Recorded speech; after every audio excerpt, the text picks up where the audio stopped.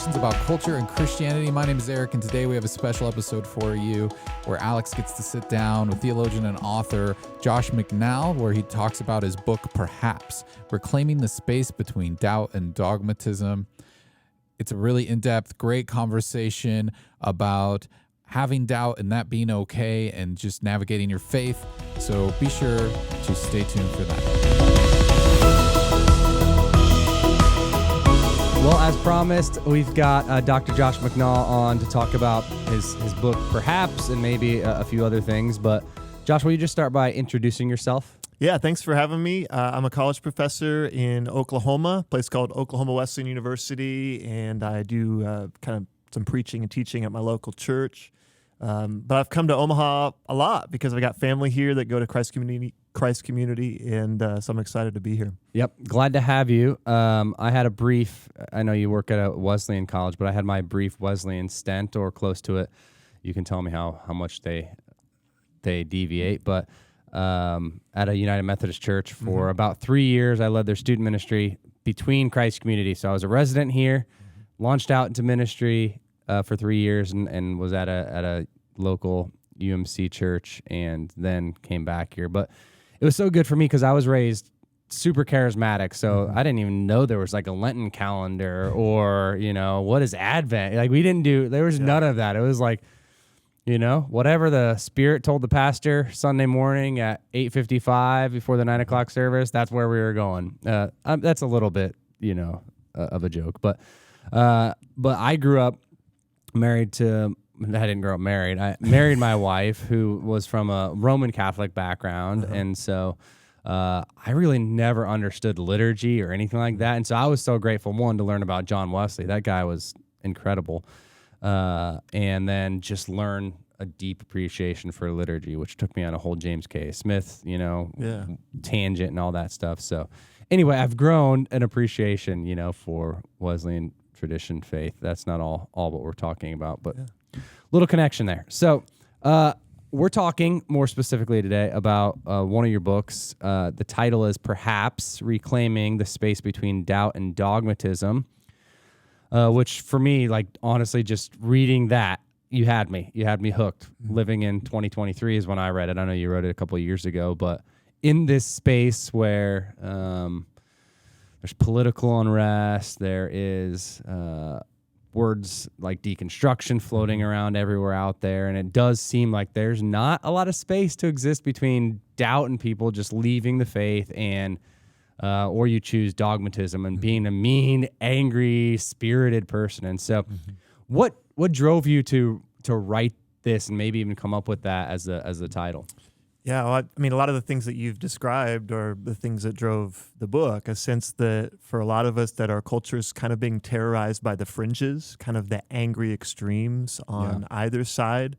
And so this book is about those who feel like they're kind of falling off the map of faith and just plunged into doubt, deconstruction, and then the kind of reaction against that as people maybe out of anger or out of fear or out of a sense that they're losing the cultural argument, kind of fall off the map on the other side into a sort of angry, strident religious fundamentalism, and how those two extremes are not really helpful. They're not helpful in our families. They're not helpful in our churches. They're certainly not helpful in our schools. I'm a college professor, so I'm dealing with young people who are wrestling with questions and trying to figure out what they believe after finally being out from under mom and dad's roof. And so it's a book that's trying to speak into that cultural moment with all of its complexity and all of its challenges, because it's a really important conversation for all of us in certain ways. Yeah, for sure. And especially, it seems like, and I don't want to go too political, but everything has some kind of political ideology attached to it. So whether it's like we're talking about unborn or we're talking about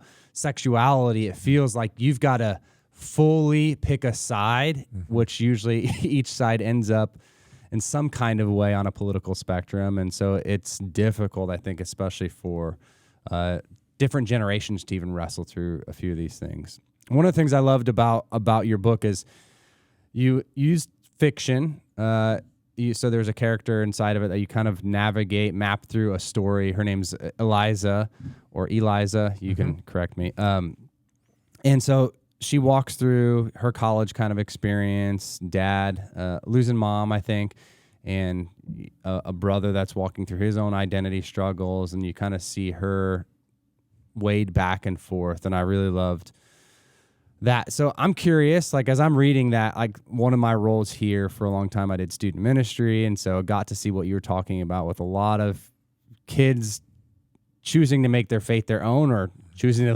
leave the faith, everything their parents taught them about, and then worked post-college with our young adults here. And as I'm reading that, I'm like, this is so many people's story that I'm used to. So I'm just curious, like where you came up with that. I'm assuming working at a college, it's like that is amalgamation of so many stories that you've seen. Yeah, you're right. It's a young lady named Eliza, and she goes off to a Christian college. It's a Christian college. It's not my college, but it's definitely one that maybe tends toward the dogmatism side of the spectrum, or kind of fundamentalism. You can say Grace University. That was my college, that was yours, and it's closed now. So I didn't want to it's say okay. that she was based on you, but she was 100%. No. She is kind of a composite character of a lot of students that I've known over the years. But it's not primarily it's not a fiction book, but it's a book that deals with what's the place of story, what's the place of a kind of a renewed Christian imagination to help us think through some of these cultural challenges. And I thought that the form of the book needed to kind of match the content of the book. And so I chose in between the nonfiction chapters, which are about Bible and about culture and theology, there's this fictional narrative about Eliza that weaves its way through the book as she tries to navigate this landscape of doubt, of dogmatism, of trauma, in her own family. And so it needed to have that in order for the book to avoid this sort of just footnotes, bullet points, arguments kind of approach, since that's not really the world that we live in, most of us. Yeah.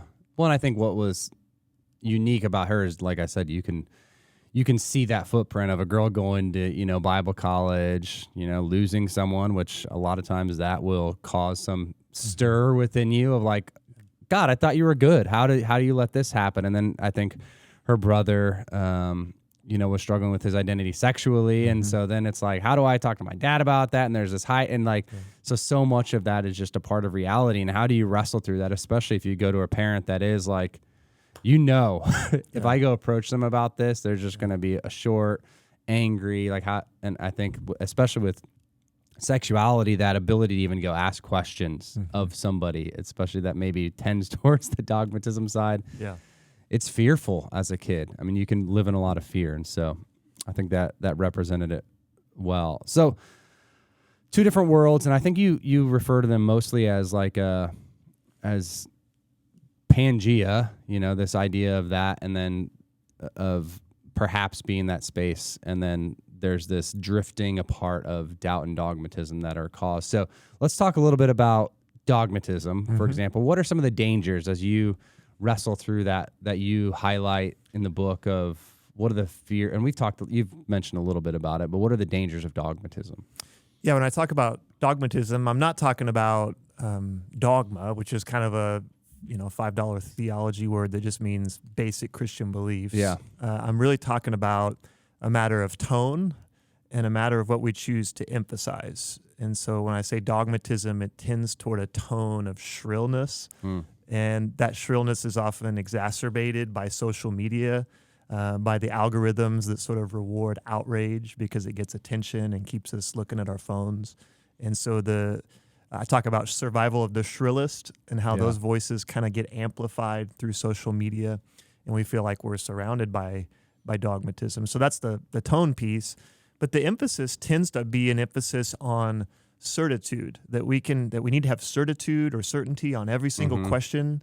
And if you don't have that, then you're doing it wrong, essentially, when it comes to your faith or your politics or your life. And one of the things I explore within the book is that certainty is not something that we're promised in the scriptures.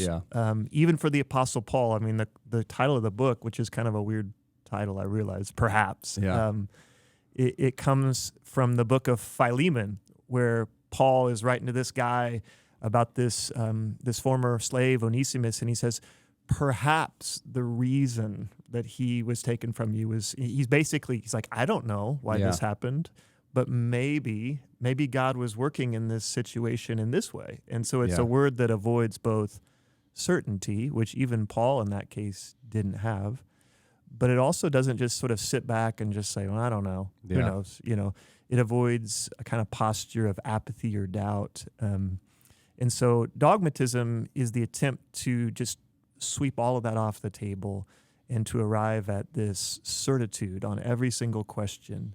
Sort of like the story of the preacher. I heard a story of a preacher, who knows if it's true or not, who in the margin of his sermon manuscript, he writes, logic is weak, yell louder. Mm-hmm.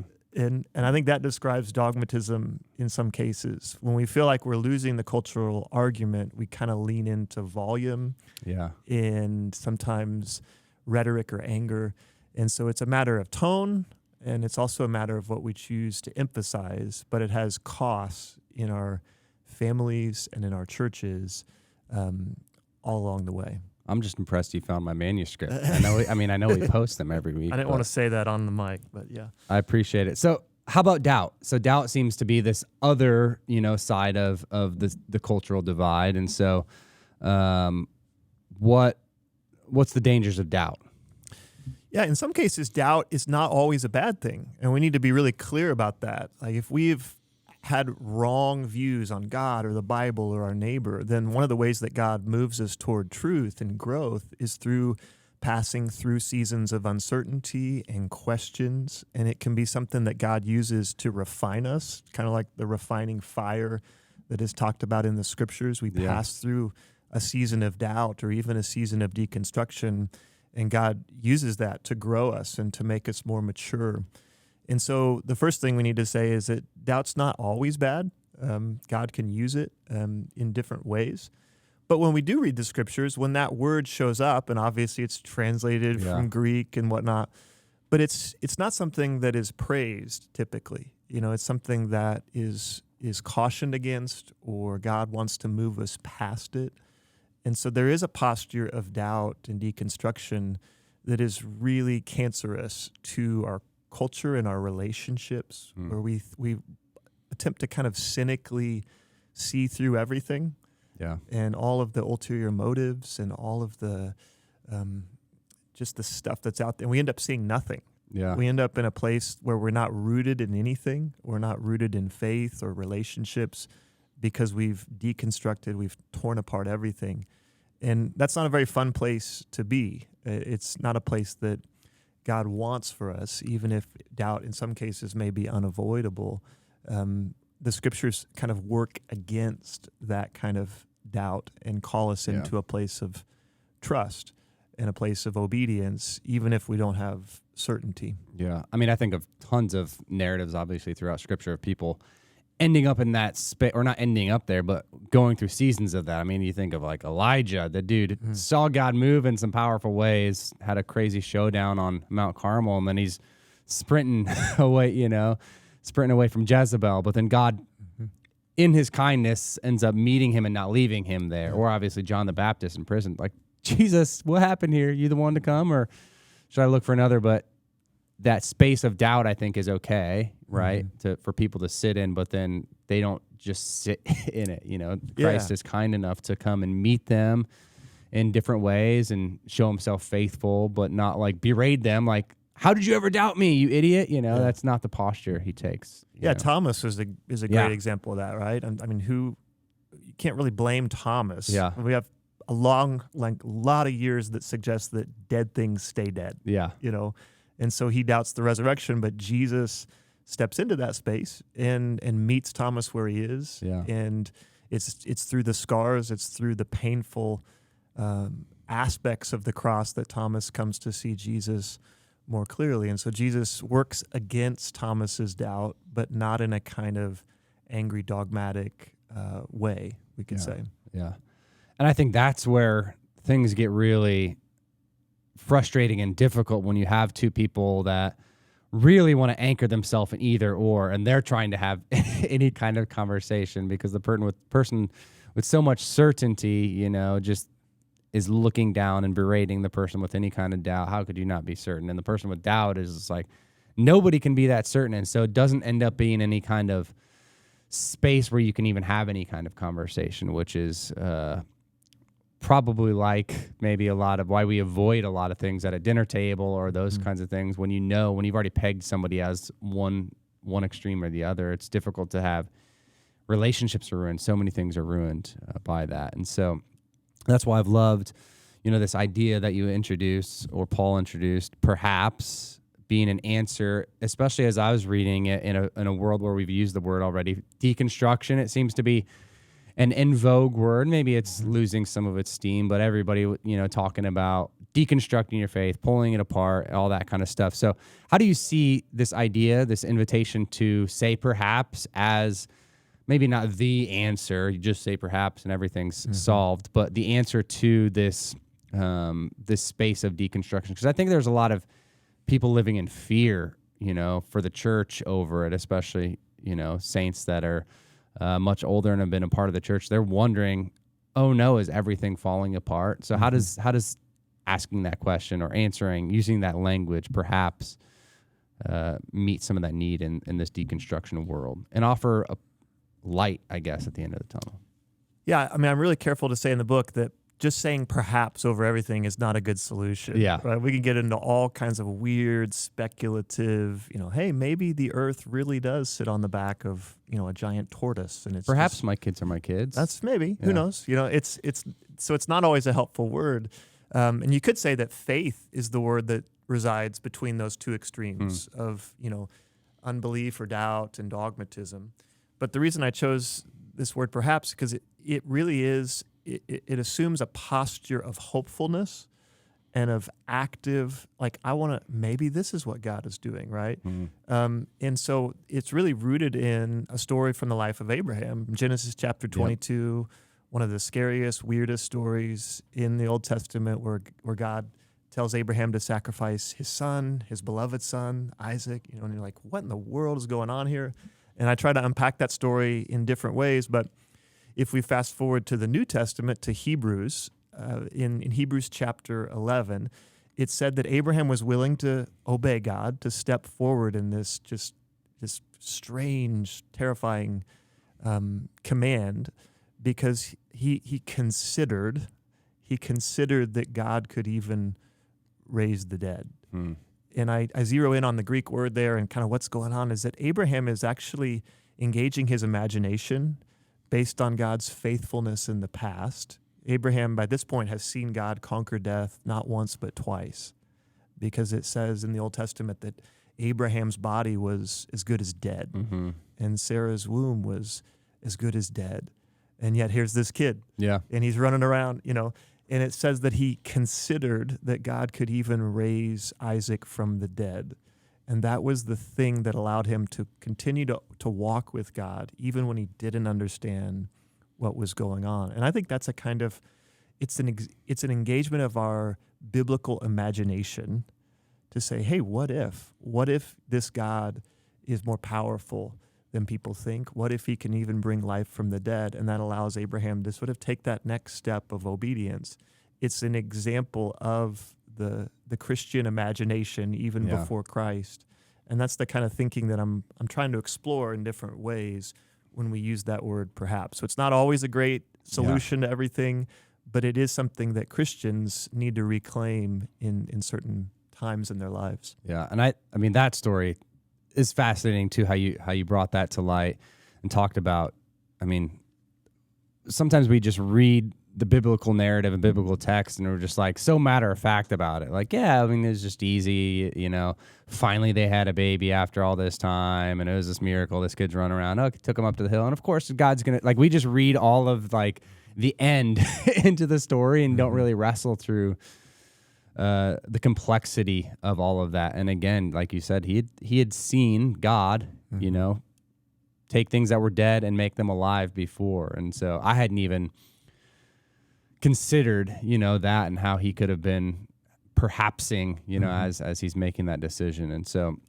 I think one of the things that people are really deconstructing, right now isn't necessarily just faith, but they look at organizations like a church like this, probably a church, like you attend, and then they look at Acts, and they're trying to, especially a younger generation. I was playing basketball with a guy this week, and I was talking to him about his church experience. He had gone to a couple, and the last one he was a part of was a plant that was no longer around. So I'm just like, hey, dude, what's going on? He's like, dude, I'm just deconstructing church right now. Mm-hmm. Like, he's like, my faith is safe. Like, I believe in Jesus and all that, but I've just been through so many experiences. I'm like, is this how it's done? So we're just meeting in the living room. And so how do you think, even in that kind of space, like with deconstructing the church, what are ways that we can ask perhaps about this organism that we have? Yeah, there's all different kinds of faith crises. Mm-hmm. And even when that word kind of hashtag deconstruction gets thrown around, some people, it means totally different things to different people. And like you said, in some cases, there's a camp that says, I'm still fascinated with Jesus. I'm still captivated with the scriptures, but I've experienced so much church hurt that I'm not sure about the body of Christ, that meets together. And I think in some cases, those are very legitimate. There's legitimate trauma. There's legitimate spiritual abuse. And I think the American church especially needs to step back and examine why we do what we do and where we're getting our cues from, whether we're getting our cues primarily from the corporate business world or whether we're getting them from the political world primarily, or leadership gurus, or whether we're getting them from the entertainment industry, from Hollywood, or whether we're getting them from Scripture. Yeah. And so sometimes those frustrations with the local church, they stem from real areas in which the local church has been unfaithful to her calling and to where we're supposed to be kind of taking our cues from. And in other cases, I think they stem from an unrealistic expectation that expects fallen people to not be fallen and to not hurt one another. And, if we carried that expectation into a marriage or into a family, talking about sitting around the dinner table, we would all say that's unrealistic. Right? Yeah. And so the church is obviously full of imperfect people who fail one another in all sorts of ways. I preached a sermon a couple weeks ago on the subject of church hurt. It was an assigned topic. And I looked at Paul and the church in Corinth because if there's ever a place that was probably responsible for a lot of church hurt, it's the church in Corinth. And yet they get Paul's most beautiful, loving passages. 1 Corinthians 13, this love chapter that we read at weddings. Yep. And it's written to this incredibly unfaithful bride, the church in Corinth. 1 Corinthians 15 that we read at funerals about the resurrection and eternal life.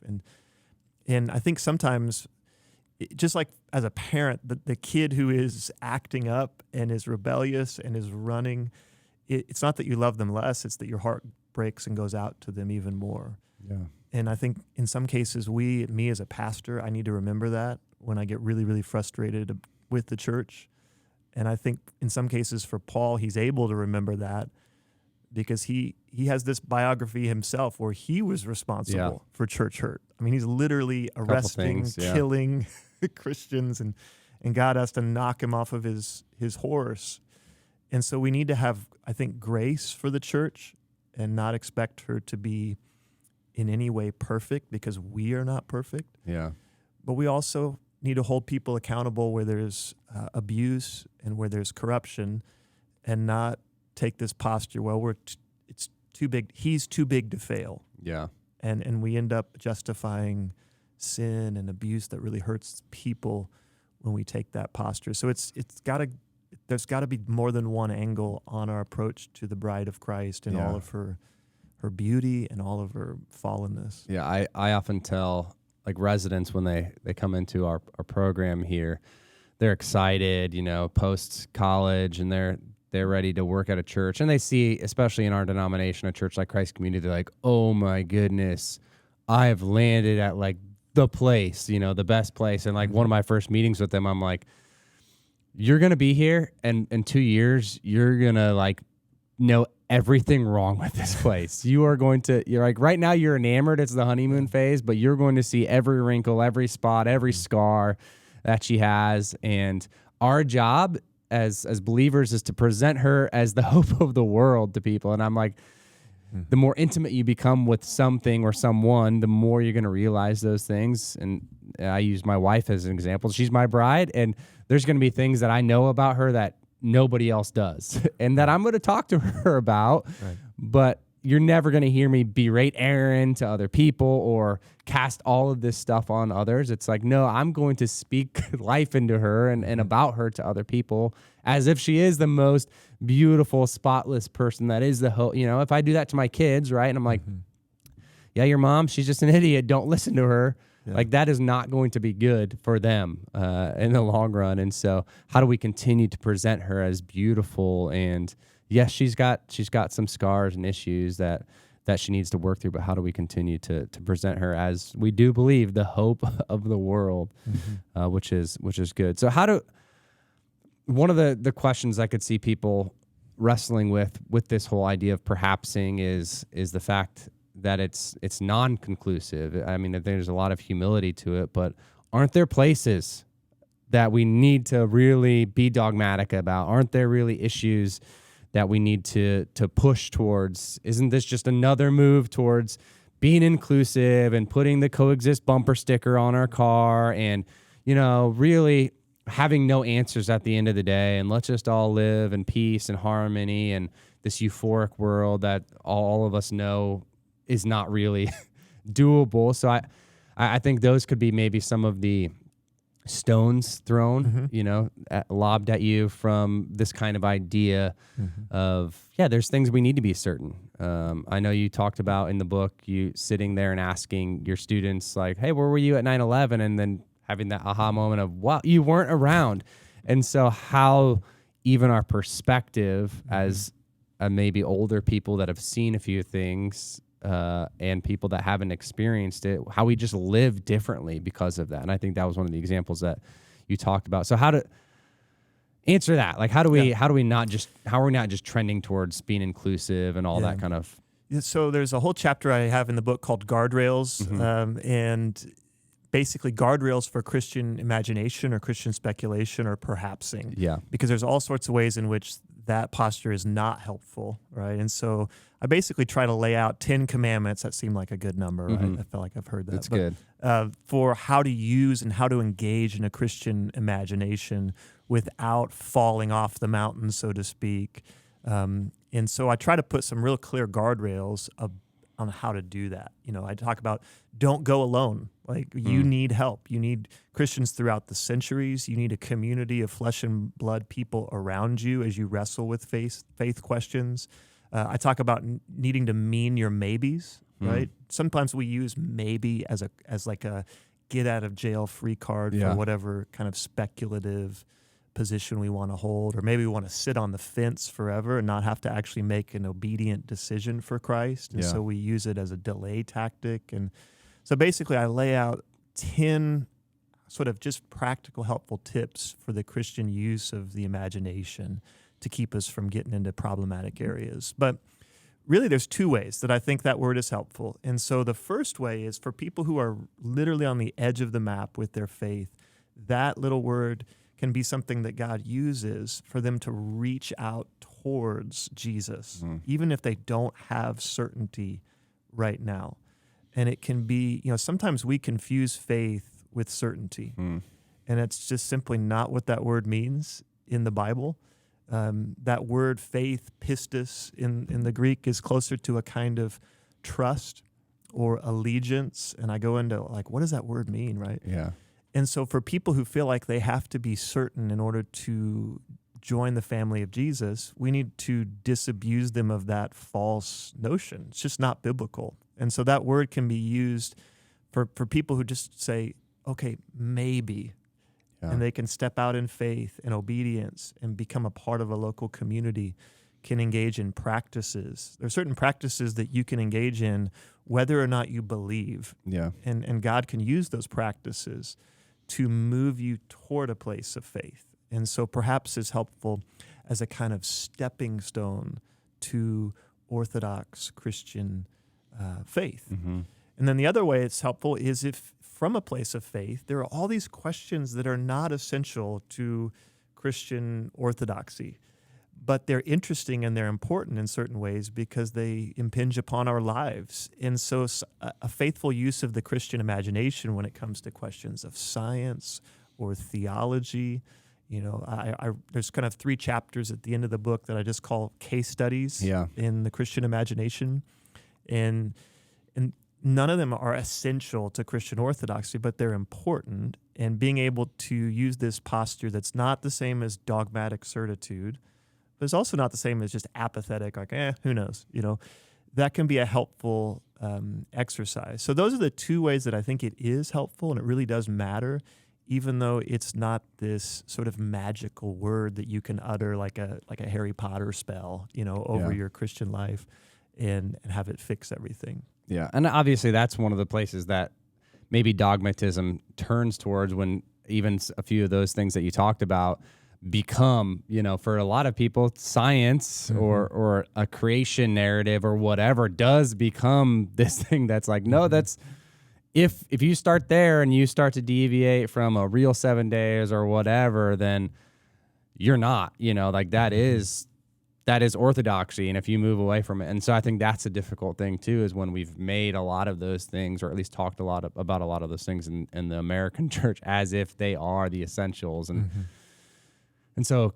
cleaning away what are the essentials is pretty helpful for I think a lot of people to do that is difficult work. And I think, I grew up, like I said, in a more charismatic space, and, we always talked about, I always heard the, term like, God would rather have you hot or cold and not lukewarm. I mean, totally out of context, you're just a lukewarm Christian. Like, God would rather have you just reject him, which is obviously not at all what Jesus was saying to John if you actually study that.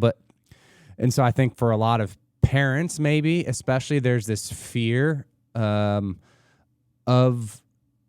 one, like there's a fear in me, like I'm raising 4 kids and I'm like, what is going to happen? I've seen some kids walk totally faithfully with their Savior that have been raised in environments like mine, especially pastoral households, and I've seen some walk totally away, the opposite way. And so there's this angst and fear in me, and my oldest is only 10, of like, okay, Lord, how's this going to turn out? And so what advice do you give to someone maybe that is a parent that is watching their kid? They're a parent that's one of your college students that's, they're sending them like Eliza to the Christian college because they want them to be on the straight and narrow, and then they're starting to come home at Thanksgiving and they've got questions that are upending the parent. Like, how do you start to give a parent hope that's watching their kid walk through that, and fear starts to rise up maybe a little bit? Yeah. I mean, I've got 4 kids too, and they're still relatively young, and so I don't want to come off as the expert, because clearly I'm not the expert. So some things I would say is it's important to keep these conversations going instead of, kids, young people, young adults, college students, when you kind of come off with this angry, closed door approach that shuts it down, and it doesn't mean the conversation stops, it just stops happening with you.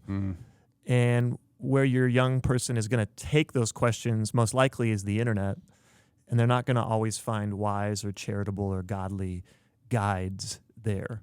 And so I would rather have that conversation in an open way, even if I don't like what I'm hearing, because when we shut it down, or when we shame people, you can't ask that question, right? Yeah. That's just, it's not, the conversation doesn't stop. They just take it to other people, which are often not the best. Yeah. They go, YouTubing your way through doubt is not often the best approach. TikTok's okay though, right?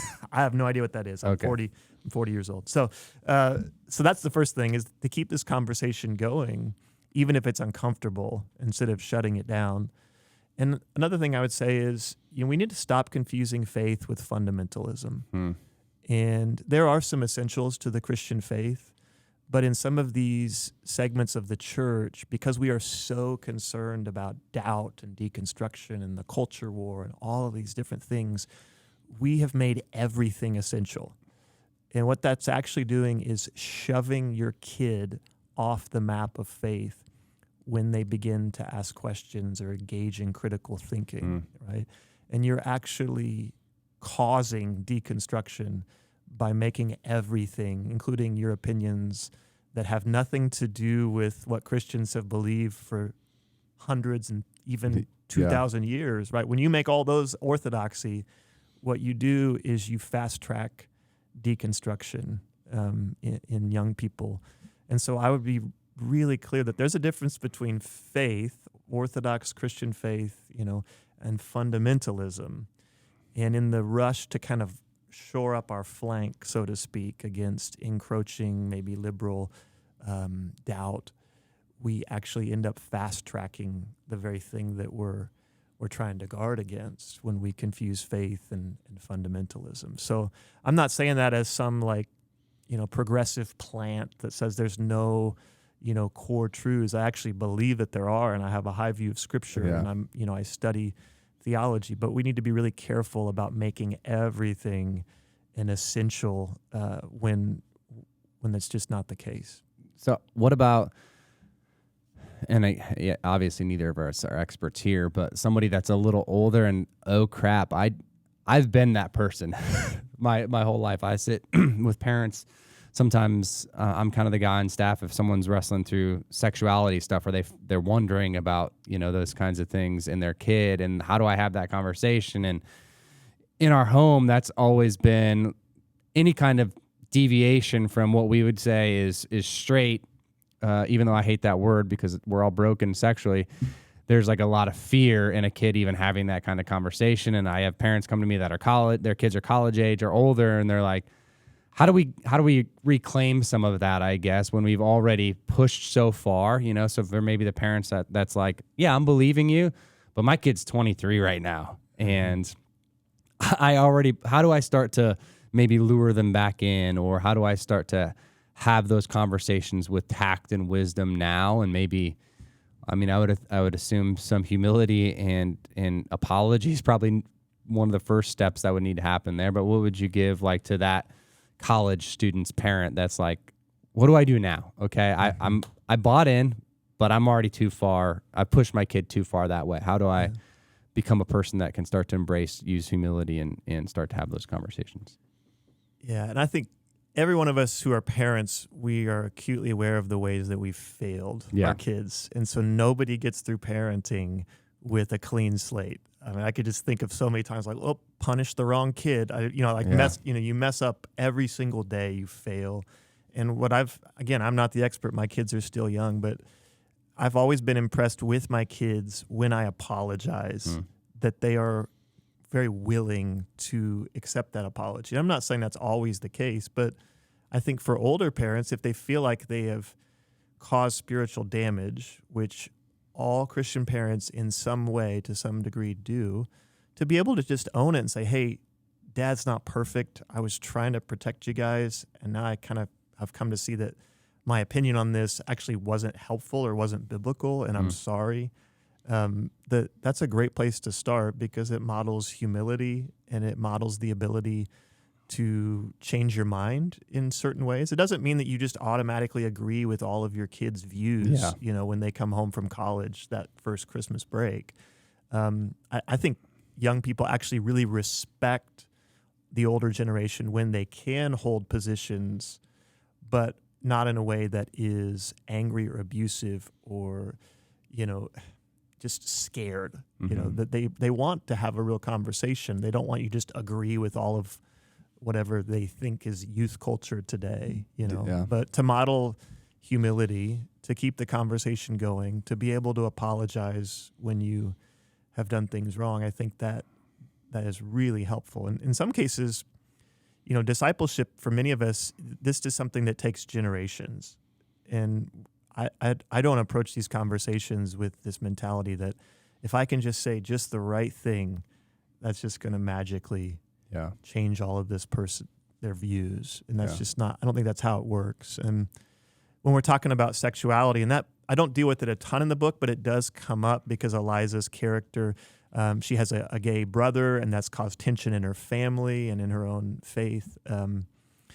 So one of the things I think is helpful as I study the New Testament is the early church and people like the Apostle Paul are very familiar with a culture that is engaged in all sorts of sexual practices that would be outside of kind of the biblical norm. When he talks about in Corinth, and such were some of you. Like he's basically saying this community of faith has people from all different sexual histories. I mean, stuff that you didn't even think was a thing is a thing in Corinth, And so sometimes we have this narrative, I call it like the narrative of decline, that there was this pristine past where everything was perfect and there was a white picket fence and Leave It to Beaver was on reruns and everybody was faithful and monogamous and straight, right?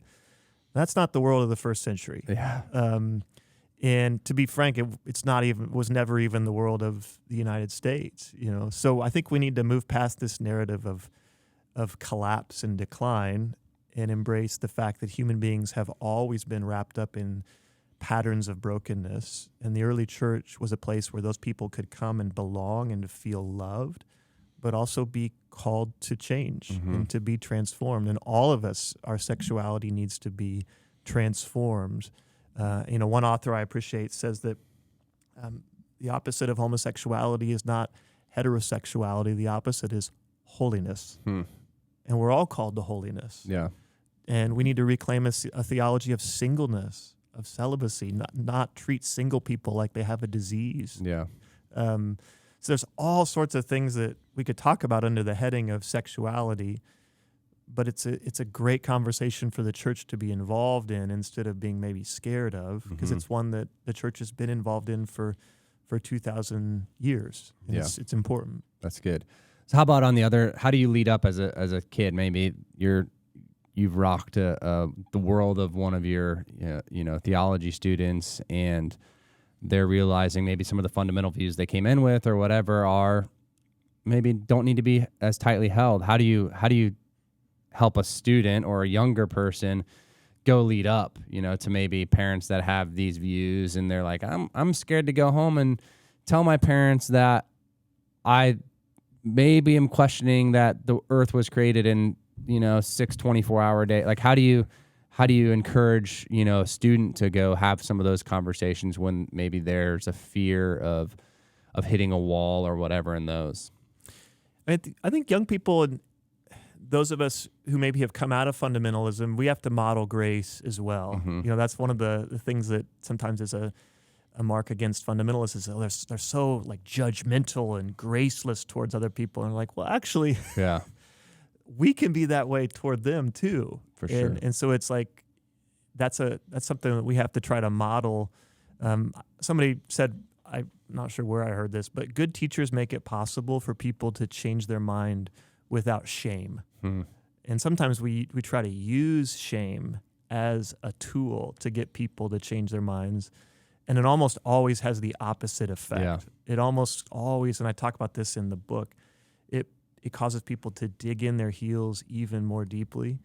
And so I think we need to model that with our parents, grandparents, with people who maybe we think are in the land of dogmatism. They're not going to be pulled out of that by shame and insult. There's going to have to be a kind of grace-filled conversation on both sides. Yeah, so good. So I know that this is not your latest work, so I'm a little behind on reading it, and so and it's it is a bit more academic. If somebody reads it with probably not much Bible study, it could send them on quite a journey, which I don't think is bad. But you've got to have some roots at least sunk in about some theological things, I think. But you just released, I think maybe like a week or so ago, another book that's maybe a little bit more like designed for lay people. And I think with Easter coming up, is really kind of on cue for that topic. You want to talk a little bit about that? Yeah, I try to write books for the church and books for the academy, and perhaps the one we've been talking about is kind of in between. I think it's kind of in between both of those. But this past week, we just released a book with Zondervan Reflective and Seedbed, and the title is How Jesus Saves, and it's a very descriptive title. It's just about how is it that Christ saves people through the cross, through the resurrection? And it deals with the topic in theology that we call the doctrine of atonement. But the subtitle is Atonement for Ordinary People. And so it's a little book. There's no footnotes. It's designed to be accessible for everybody. Like, you don't have to have a PhD or a seminary degree. And my prayer is that it helps people who have questions about the cross, about salvation, who want to see a bigger picture of how Jesus saves. Maybe then oftentimes we just have like this one kind of angle on the cross. And so maybe somebody says, well, Jesus, like, he took our penalty, right? And that's one angle. But there's more to the cross, and there's more to how Jesus saves than just that. And so that's a book that just came out this week, actually, and I'm excited for people to read it, and hopefully, especially during the season of Lent and leading up to Good Friday and Easter, it's a great topic to look at. Yeah, and we'll put that in our show notes if anybody is interested, as well as perhaps. And so, well, Josh, thanks so much for having this conversation. I've been looking forward to it. Your brother-in-law, I'm good friends with him, and he's like, you need to have him on. And he says you're kind of an atonement geek. That's kind of your thing. And so I'm excited to pick that one up and read it. But thanks again for everybody for listening again today. If you've got questions, you can email us anytime, podcast@cccomaha.org. You can leave us a voicemail. We love those, 402-885-9930. Call, ask us a question, give us something to talk about. We'd love to hear that. Or you can follow us and find us on Instagram or TikTok, even though Josh doesn't know what that is, @CCCOMA Podcast. Until next time, we'll talk to you then.